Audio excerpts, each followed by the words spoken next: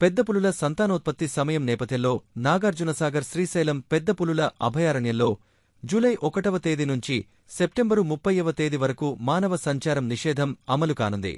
పులుల సమాగానికి అడవిలో మనిషి కదలికలు అడ్డంకిగా ఉంటాయన్న శాస్త్రీయ నిరూపణతో 3 నెలలపాటు నల్లమల అభయారణ్యంలో అన్ని రకాల మానవ కార్యకలాపాలకు విరామం ప్రకటించారు.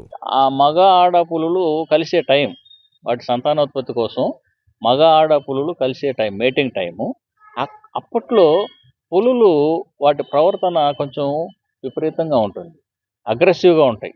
ఆ మధ్యలో ఏదన్నా మనుషులు కానీ అది ఇది కనిపించినా కూడా అటాక్ చేసే అవకాశం ఉందన్నమాట.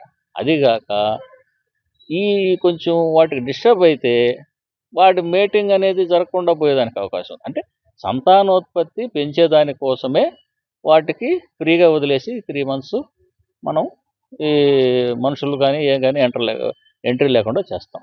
ఈ విధానాన్ని ఎన్ఎస్టీఆర్ అధికారులు గత కొన్నేళ్లుగా పాటిస్తున్నారు. ఈ చర్యల్లో భాగంగా ఎకోటూరిజం రిసార్ట్లు, అటవీలో తట్టు ప్రాంతాల్లో ఉండే పుణ్యక్షేత్రాల దారులను మూసివేయనున్నారు. అటు ప్రకాశం జిల్లా మార్కాపురం నల్లమల టైగర్ రిజర్వు అటవీ ప్రాంతంలోని సందర్శనీయ స్థలాలను కూడా 3 నెలలపాటు మూసివేస్తున్నామని మార్కాపురం అటవీశాఖ డిప్యూటీ డైరెక్టర్ సందీప్ కృపాకర్ తెలిపారు. దోర్నాల, శ్రీశైలం మధ్య అటవీ ప్రాంతంలో సఫారీ, నెక్కంటి రేంజ్లోని ఇష్టకామేశ్వరి ఆలయం, ఎకో టూరిజాన్ని నిలుపుదల చేస్తున్నట్లు ప్రకటించారు. ఈ ప్రాంతాల్లో సందర్శకులకు అనుమతి ఇవ్వమని స్పష్టం చేశారు. పెద్ద పులుల సమాగ సమయంలో అటవీ ప్రాంతాల్లో ఎవరూ సంచరించకూడదన్న అటవీశాఖ తీసుకున్న నిర్ణయం చెంచుల జీవనానికి ప్రశ్నార్థకంగా మారింది.